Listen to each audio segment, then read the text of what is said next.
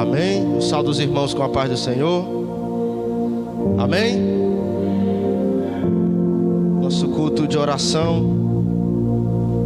E nós vamos meditar alguns minutos no Salmo de número 119, também conhecido como Salmo da Perfeição. Quero louvar a Deus pela vida dos irmãos que estão nos visitando, que vieram, mais o irmão Erbson. Obrigado pela vinda de vocês a esse lugar. Eu me sinto muito honrado, muito feliz com a presença de vocês aqui. Salmo de número 119. Nós vamos ler do versículo 17 até o versículo de número 21. Amém? Salmo de número 119, versículo 17 ao versículo 21 diz assim: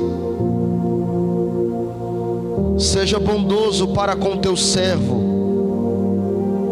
para que eu viva e para que eu guarde a tua palavra. Abre os meus olhos, então eu verei as maravilhas da tua lei. Porque eu sou forasteiro, ou viverei poucos anos nessa terra. Não me esconda de mim os teus mandamentos. Consumida está minha alma, ou ansiosa está minha alma, pelas tuas bondades ou pelos teus juízos no teu tempo. Repreendestes os soberbos, e malditos são aqueles que se desviam dos teus mandamentos. Amém? Você pode dar glória a Deus? Você pode se sentar em nome de Jesus. Nós vemos aqui o Salmo da Perfeição, o Salmo escolhido pelos judeus para indagar os seus sentimentos, para apontar que muito o coração da nação de Israel sentia nos dias de Davi, nos dias de Salomão, e alguns salmos também que estão englobados aqui no Salmo de número 119, que são dedilhados também algumas partes por Moisés, pelos filhos de Corá. E por isso esse salmo é classificado como o Salmo da Perfeição, o Salmo exclusivo, o Salmo separado. Muito nós já sabemos sobre o Salmo de número 119. Não é um salmo apenas, são vários salmos dentro de um cântico. Salmo não é poema, salmo não é texto, salmo não é narrativa. Salmos são canções. E é bem verdade que muitas dessas canções também vão contar alguns acontecimentos que aconteceram no decorrer do tempo em que os salmos foram escritos. Então muitos salmos que nós lemos também vai contar algumas histórias que aconteceram. E quando nós abrimos o versículo de número 17, o salmista está dizendo, ou está clamando, direcionando o seu cântico, a sua oração, a sua súplica a Deus. Ele começa dizendo no Salmo de número 119, versículo 17, ele dialogando, adorando a Deus, abrindo o seu peito, os seus sentimentos para com Deus. No versículo 17 ele clama, ele direciona a Deus dizendo: Senhor, seja bondoso, Senhor, seja bom para comigo, Senhor, seja bondoso para com teu servo, tenha misericórdia, ou seja bom para comigo, para que eu viva, para que eu continue vivo e eu possa guardar a tua palavra. O salmista agora está dedicando aqui muito tempo, está gastando tinta, está gastando papiro, papel, ele investe algum tempo de sua vida para salmodiar a Deus, para escrever um cântico a Deus dizendo: Senhor, seja bom para com a minha vida, seja misericordioso para com a minha vida, para que o Senhor permita que eu viva, para que eu possa guardar a tua palavra. O salmista está dizendo: Senhor, se o Senhor queira que eu viva mais alguns dias sobre a face dessa terra, Senhor, eu te peço que assim seja, que o Senhor me dê vida, que o Senhor seja bom para me continuar vivendo, mas o meu desejo é para que eu possa cumprir a tua palavra. Ou seja, quem é adorador, ou quem adora a Deus com salmos, com cânticos espirituais, ele não anela por nenhuma outra coisa na vida, a não ser a viver segundo a palavra de Deus, ou tudo aquilo que sai de sua boca é para louvar o Deus que tem lhe dado vida. E se você está aqui essa noite e entende que teu Deus tem te dado vida, abre essa boca, começa a glorificar a Deus, porque Ele tem permitido que você viva até essa noite, para que você possa louvar. E é por isso que a Bíblia diz que tudo que tem fôlego, louve ao Senhor. O salmista diz: Senhor, seja bom para comigo, vírgula. Em outras traduções ele está dizendo: Senhor, tenha misericórdia de mim, teu servo. Ele não está dizendo meramente tenha misericórdia de mim, simplesmente ele usa a palavra servo. Ele está indagando, dizendo, argumentando para com Deus: lembra-te, Senhor, que eu tenho lutado para te servir, para ser teu servo. Lembra-te, seja bondoso para comigo, seja misericordioso para com teu servo, para que eu continue vivendo e guarde os teus mandamentos, e guarde os teus estatutos, e cumpra a tua palavra. O anseio aqui do salmista, daquele que está adorando a Deus, é continuar vivendo para que ele possa ter prazer e cumprir a palavra do Deus a qual ele adora. Ou seja, o adorador, ele tem prazer em cumprir a palavra de Deus. Quando nós cumprimos a palavra de Deus, nós estamos adorando a Deus da terra. Quando nós cumprimos os preceitos, os princípios da palavra do nosso Senhor, nós estamos adorando o Senhor na terra. Todo adorador foi estabelecido, levantado por Deus para adorar a Deus nessa terra. Quando nós pulamos para o versículo de número 18, ele também vai continuar dizendo: e abre os meus olhos, e então eu verei as maravilhas da tua lei. Abre os meus olhos, então eu verei as maravilhas dos teus preceitos, dos teus estatutos. Então eu verei as maravilhas da tua palavra. O tema que eu poderia dar essa mensagem, nós vamos iniciar para o nosso coração, para que nós possamos orar. O tema dessa mensagem essa noite é enxergando mais longe. Diga comigo: enxergando mais longe. Mais sorte, diga: enxergando mais longe. O salmista diz: Senhor, seja bondoso para comigo, para que eu continue vivendo e para que eu guarde a tua palavra. Aí depois ele vai dizer: abre os meus olhos, então eu verei, então eu contemplarei, então eu verei com os meus próprios olhos as maravilhas que estão contidas em tua palavra.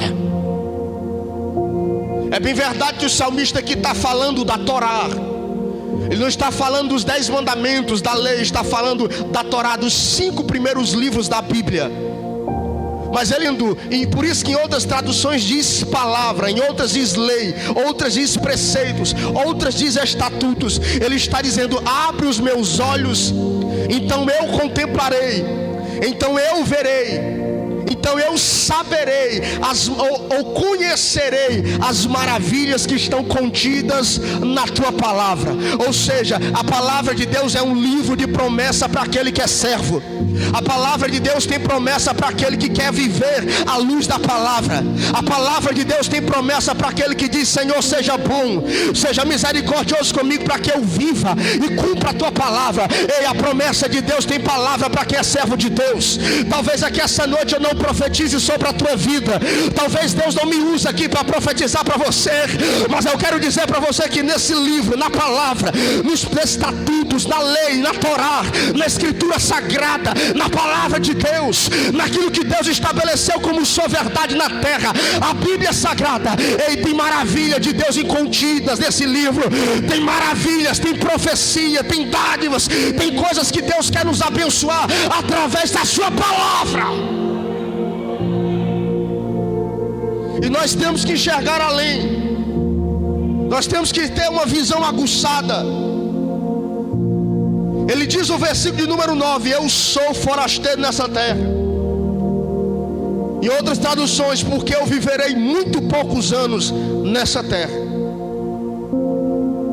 Nós aprendemos aqui nesse texto, a primeira lição qual possamos aprender é que nós devemos estar com olhos abertos.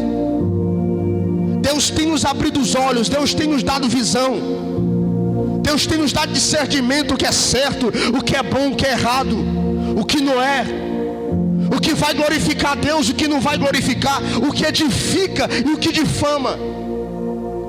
E Ele está dizendo: Senhor, abre os meus olhos. Diga-se comigo assim, diga: Senhor, abre os meus olhos. Nós vemos aqui que quando a palavra de Deus diz no versículo número 8, ele clama pedindo a Deus para que Deus lhe abra os seus olhos. Abrir os olhos aqui significa, aponta, fala de contemplar, entender, alcançar o tempo da promessa que Deus nos fez, viver os sonhos de Deus em minha vida, os sonhos que Deus me fez. É contemplar, é enxergar. É Deus fazer a promessa e você ainda não está vivendo aquela promessa, e você está aqui dizendo: mas eu já vejo, eu já contemplo mais na frente o que o Senhor, o meu Deus, vai fazer em minha vida. É isso que o salmista está dizendo. É você viver a promessa, e mesmo que você não esteja ainda nela, você está aqui em um tempo transliteral, é um tempo que não é o tempo a qual Deus vai lhe colocar, mas você está dizendo: eu creio já pelos olhos da fé, que eu já recebi a minha promessa. Me abre os olhos para que eu veja, então eu verei as maravilhas que estão em tua palavra. A primeira lição que nós podemos tirar é: para que eu possa viver os planos de Deus em minha vida, para que eu possa vivenciar os planos de Deus, eu preciso aproveitar a vida que Deus me deu. Diga-se comigo: eu preciso aproveitar a minha vida. Essa semana, tá com uns 10 dias, eu conversava com um rapaz ali no centro de Choró. Quando eu ia para a lotérica, ele me parou. Já andou na Cirandinha, quando nós estávamos na fazenda ainda, cultuando lá na fazenda Cirandinha. E ele me disse: pastor, estou pensando em voltar. Eu disse: pois volte. Esse negócio de estar afastado não está com nada. Eu me lembrei desse texto, está com uns 10 dias que era para eu ter pregado. E eu me lembrei do versículo 21. Eu disse para ele, versículo 21, leia comigo, diz assim: ó: Senhor, tu repreendestes os soberbos, os malditos que se apartaram, que se desviaram, que enveredaram pelos seus próprios, que se enveredaram dos seus mandamentos. Meu irmão, não tem maldição maior do que a pessoa ser desviada. O camarada está desviado dos caminhos do Senhor, é uma maldição. E o camarada que está desviado dos caminhos do Senhor, e na mente dele, ele precisa estabelecer um tempo para voltar. Na mente dele, ele tem que consertar algumas coisas para que ele possa voltar. Ou na mente dele, ele precisa ser tocado por Deus diferente. Deus precisa se materializar, Deus precisa fazer uma coisa sobrenatural para que ele volte. A Bíblia está dizendo, não é o pastor que está dizendo: maldito é aquele que se desvia da tua palavra. Amaldiçoado é aquele que se desvia dos teus mandamentos. Diga para quem está do teu lado, diga assim: meu irmão, não se desvie não. Diga assim para ele: o desviado está debaixo de maldição. É o que esse versículo está dizendo. Eu citei para ele. Ele disse: não, pastor, eu estou esperando resolver as coisas, depois eu volto. E você precisa entender, nós como igreja, nós precisamos entender, para que eu possa viver, para que eu possa enxergar, para que os meus olhos possam alcançar esse tempo de promessa que Deus tem para o seu povo. Eu preciso aproveitar a vida que Deus tem me dado. Você precisa aproveitar a sua vida, meu irmão. Ô minha irmã, você precisa aproveitar a sua vida. E há quem diga que aproveitar a vida é gozar dos prazeres desse mundo, é fazer o que eu gosto, é fazer o que eu quero, é viver da maneira desordeira como eu me tenho um prazer, ou tenho os meus deleites, é viver da maneira a qual me dá na telha, me dá na vontade. Só que a Bíblia, a palavra de Deus nos assegura dizendo que viver a vida que Deus tem nos dado é ter prazer na palavra de Deus, é ter prazer nos caminhos que Deus estabeleceu, é ter alegria na palavra da salvação, é ter prazer na alegria daquele que nos fez a promessa. Meu irmão, a tua alegria não está no mundo, a tua alegria, o teu prazer não está nas coisas dessa terra.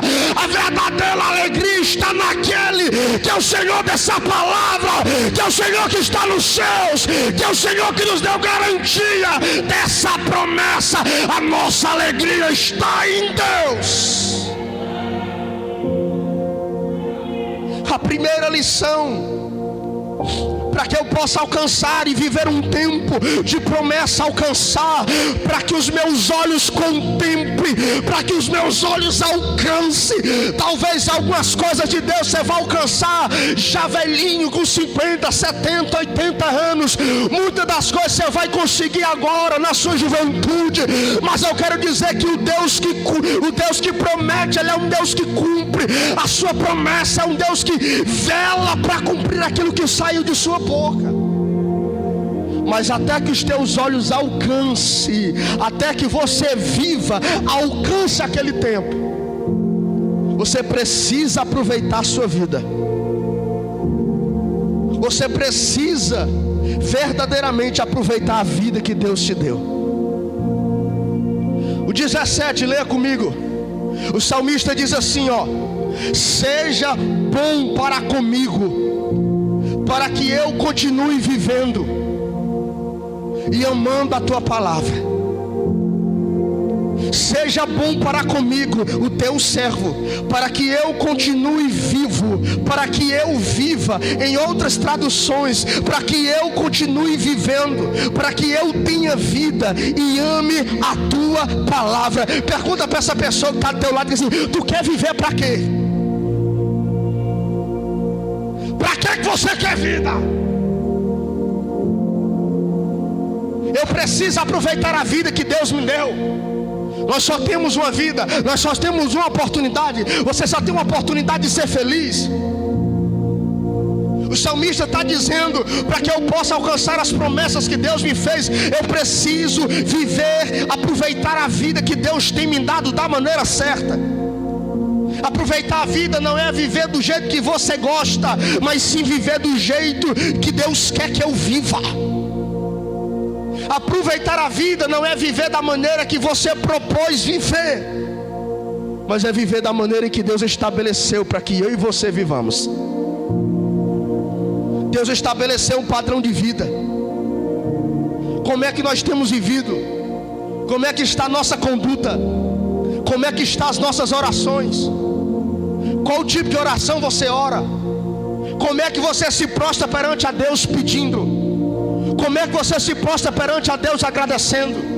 Será que a mesma dedicação que você tem para pedir é a mesma dedicação que você tem para agradecer? Quando nós estamos necessitados, nós temos disponibilidade para orar, para pedir, para chorar. Mas quando nós alcançamos a nossa disponibilidade para agradecer, ela muda. Como é que está o teu coração perante a Deus? Como você tem aproveitado a tua vida? Salomão, escrevendo Provérbios capítulo número 10, o versículo 2 ao 5, ele diz assim, ó: aquilo que os homens alcançam com desonestidade não serve de nada, mas a honestidade de um homem justo, pode livrar ele da morte. O Senhor não deixa que o justo passe fome, mas impede que os maus alcancem os seus objetivos. Olha que tremendo isso. O Senhor não deixa que o justo passe fome, mas o Senhor impede que os homens maus alcancem os seus objetivos. Versículo 4: o preguiçoso ficará pobre, mas aquele que se esforça no trabalho, aquele que trabalha pesado, esse prosperará. Versículo 5: quem tem juízo colhe no tempo certo, mas quem dorme no tempo da colheita, esse passará uma grande vergonha. Ei, meu irmão, sabe o que Deus está dizendo aqui? Sabe o que Salomão está dedilhando? E Deus está usando as mãos de Salomão para escrever que eu devo aproveitar o tempo da vida que Deus tem me dado. No versículo 5 de Provérbios 10, versículo 5, ele está dizendo que quem tem juízo colhe o fruto no tempo certo, mas quem dorme na época de colher, na época da colheita, passará vergonha, porque a colheita vai passar e muitos colheram na tua frente. Só que essa noite Deus está dizendo: te levanta para colher do que você tem plantado no meu coração, te levanta para colher do que tu tem semeado no meu reino, te levanta para colher tudo aquilo que tu tem plantado, regado com a tua lágrima, porque o Salmo diz que aqueles que semeiam, que plantam com lágrimas, com alegria, com júbilo colherão. Então ele está dizendo: não durma no tempo da colheita, te levanta, aproveita a vida, serva a Deus, honra a Deus, ama a Deus, se aparta do mal e colhe as bênçãos que você tem semeado no reino de Deus. Quem tem juízo colhe no tempo certo. Cutuca o irmão do lado que assim: tu tem juízo? Tem.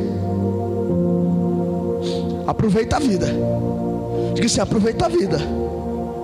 Quem tem juízo colhe o fruto ou colhe a colheita no tempo certo, mas quem dorme na época da colheita, esse passa vergonha. O que você tem plantado no reino de Deus, o que você vai colher no reino de Deus? Sabe o que é que Salomão está dizendo? Aproveita a vida. É você plantando, semeando. Enquanto você não colhe o que já plantou, você vai continuar plantando no reino de Deus. Você plantou hoje, plantou daqui a um mês, você plantou há 3 meses atrás, você plantou há 1 ano atrás, você plantou há 10 anos atrás, você não colheu o fruto ainda, você não está usufruindo da colheita de 15, 20, 10 anos atrás. Você vai continuar semeando nessa terra, você vai continuar servindo a Deus nessa terra, você vai continuar lançando sementes na terra, e do céu Deus está dizendo: é para mim essa semente, é para o meu reino essa semente. Aí, se você não tem colhido ainda o que você plantou atrás, não relaxe, não dorme, não se balance da rede, não é tempo para descansar ainda. Continua plantando, continua semeando, porque ele está dizendo: aquele que tem juízo colhe no tempo certo, mas aquele que dorme no tempo da colheita, esse passará vergonha. Não pare de semear no reino de Deus, não pare de ser fiel no reino de Deus. Se você não colheu hoje, é porque Deus está preparando o tempo da tua colheita. Ele diz no Provérbios capítulo número 10, versículo 4: o preguiçoso ficará pobre, mas aquele que trabalha de maneira esforçada prosperará. Quer prosperar na vida, irmão? Trabalhe. Não adianta fazer campanha, não adianta ir para aquela igreja lá que promete que você enrica. Tem uns que ficam mais pobres do que ela, mas eles não mostram, a mídia não mostra, só mostra o lado do bônus, o ônus eles não mostram. quer trabalhar. Por isso que tem ímpio que prospera mais do que o justo, mais do que o crente. Tem, perdão, não prospera, mas tem dinheiro, condições, riqueza, porque prosperidade é outra coisa. É porque trabalha, pega pesado no arado, labuta todos os dias. Salomão está dizendo: aquele que é preguiçoso ficará pobre, mas aquele que se esforça prosperará, será próspero, terá condições. O 3 ele diz: o Senhor não deixa que o justo passe fome, mas o Senhor impede que os homens maus alcancem os seus objetivos. Pastor, não é contraditório não que o senhor falou aí? Olha o que ele diz: o Senhor não deixa que o justo passe fome, mas impede que os maus alcancem os seus objetivos. Você sabia que tem gente lá no mundo que não serve a Deus, que é melhor que um bocado de crente? É isso que Provérbios está querendo dizer. Quem está lá no mundo não remete-se que ele é ruim, ele tem uma natureza ruim dentro dele, de tramar o mal, de ser maquiavélico. Ele apenas não foi alcançado ainda pelo poder da pregação do evangelho, que eu e você fomos alcançados. Mas tem ímpio que está lá no mundo que é muito melhor do que nós. E Deus está dizendo: aquele que é mau, aquele que é ruim. Aqui está falando de quem é crente, quem não é. Está falando de quem já conheceu Jesus. Está falando de hebreu aqui, da nação de Israel, de israelita. Deus está dizendo: o homem mau, Deus faz com que eles não alcancem os seus objetivos. Está na hora de nós começarmos a ser melhores. Está na hora de nós começarmos a ser bons. Pastor, eu já sou bom, melhore. Pastor, eu não tenho sido boa coisa, cuide de melhorar. Pastor, eu tenho me esforçado para melhorar, apresse de melhorar. Eu preciso melhorar. Tem dia que eu olho para dentro de mim e digo: meu Deus, eu não posso ser assim. Outras vezes eu olho para a vida de muitos e digo: meu Deus, não tem nada de crente, não tem aspecto de crente. Outras vezes a gente vê situações mesmo que a gente diz: eu estou fazendo coisas que eu não fazia lá atrás quando eu conheci Jesus. Deus está dizendo: um homem que é mau, eu faço com que ele não alcance seus objetivos. Quem tem alguma coisa para pedir a Deus aqui essa noite? Nós temos muitas coisas para pedir. Analise seu coração, analise sua vida, porque o tempo passa. Para nós orarmos, eu vou narrar o que aconteceu comigo, tão simples, edificou minha fé. Essa semana eu fui ajeitar esse relógio, estava com a pulseira ruim, a bateria tinha parado, até disse o Levi. E eu levei o relógio, eu disse: hoje eu vou consertar o relógio, vou passar para comprar ali as coisas para as meninas e vou consertar o relógio. E quando eu cheguei, o seu Severino que conserta relógio, todo mundo conhece. Eu tirei o relógio, ele mexeu na pulseira, ele tirou a tampa do relógio, tirou o ponteiro, foi tirando os ponteiros que marcam a hora. E de repente o celular dele tocou, e ele atendeu uma ligação, deixou o relógio lá, ele virou para cima, e eu vi que os ponteiros estavam tirados. Ele mexeu, nem sei por que precisou mexer tanto. Aí ele mesmo com o celular aqui no ouvido, ele consertou, tampou, botou os ponteiros e veio me entregar o relógio. Eu queria dar a mão para pegar, aí ele fez assim. Aí eu esperei e ele terminou: não, eu vou ter que desligar. Aí eu olhei para o relógio que estava em cima assim da cabeça dele, um relógio de parede. Era mais ou menos 3h43, 3h45. E quando ele me deu o relógio, eu percebi que ao me dar, ele disse: não, ainda falta acertar a hora. O relógio estava parado. Falta ainda eu acertar a hora do teu relógio. Eu vim caminhando essa tarde e Deus me disse: olha que interessante, filho. A vida que a gente leva é diferente de um relógio. A vida que eu vivo, a vida que você vive, a vida que nós vivemos, ela é diferente de um relógio. Ou se assemelha a um relógio em alguns tempos, em alguns momentos. Eu quero dizer para você aqui que a vida que eu vivo, os problemas que nós vivemos, muitas das vezes eu posso dar pausa, eu posso parar o ponteiro do relógio, eu posso tirar os ponteiros do relógio, eu posso tirar a bateria para que o relógio pare. E quando eu olhei para aquele relógio de parede, eu vi que o tempo que ele gastou para consertar o relógio que estava em cima da cabeça dele continuou trabalhando. Eu quero dizer a você que você tem que aproveitar a sua vida, pedir a Deus para que Deus abra os teus olhos, porque você não pode simplesmente parar o relógio da vida. A vida continua, o tempo continua correndo, as horas continuam se acabando, os minutos continuam tendo continuidade. E você não pode dar pause na sua vida para você se desligar de tudo e pensar que quando você vai retornar, no momento que você quer vir a vida à tona de novo, você vai pensar que o problema cessou, que o problema foi embora, porque não vai acontecer assim. A vida não para, o relógio da vida continua batendo, os ponteiros continuam rolando. Abra os teus olhos e aproveite o tempo de vida, aproveite a vida que o Senhor tem te dado, que a vida não para, a vida ela continua. Apaga a luz aí, Josmar. A vida tem continuidade, a vida tem sequência. Apaga a luz aí. A vida continua prosseguindo, a vida continua tendo sua rotação. A vida não vai parar por causa de mim, a vida não vai parar por causa de você. Os relógios não vão parar simplesmente porque eu estou com uma situação difícil. Não, eu tenho que... Pode apagar, meu irmão. Porque simplesmente eu já estou com a situação apresentada a Deus, e eu estou dizendo: Deus, resolve a minha situação, resolve o meu problema. E você vai pensar que Deus vai parar tudo por causa de você, porque Ele não para. É nós que temos que abrir os olhos, é nós que temos que pedir a Deus para que Ele nos coloque no centro da sua vontade. Essa noite nós viemos para cá para que você se debruce, para que você se derrame na presença de Deus, e você diga para Deus: Deus, me coloca no centro da tua vontade, me coloca, Senhor, no centro, Senhor, do teu querer, do que o Senhor tem para mim. Deus, eu te peço, Senhor, que o Senhor venha sobre nós, que o Senhor faça a tua vontade em nossa vida. O nosso querer não é importante, Senhor, mas sim a tua vontade. O que o Senhor tem para nós é o que é importante.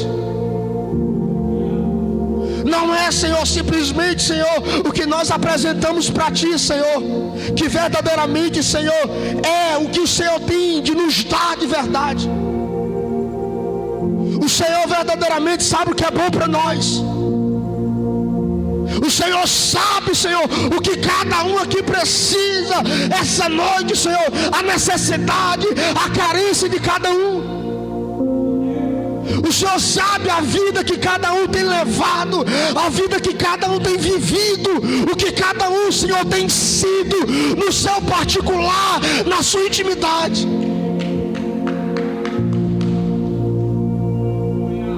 Senhor, seja bondoso para comigo, como diz o salmista. Seja bondoso para comigo, Senhor, para que eu viva e ame a tua palavra. Nós queremos enxergar mais longe, Senhor, as tuas promessas.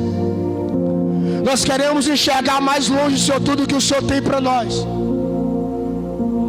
Senhor, nós não queremos ter visão de tartaruga. Nós não queremos, Senhor, ter uma visão terrena, Senhor, uma visão limitada, uma visão pouca. Nós queremos ter uma visão de águia. Nós queremos voar acima das nuvens. Nós queremos ver aquilo que nós ainda não vimos. Nós queremos enxergar pelo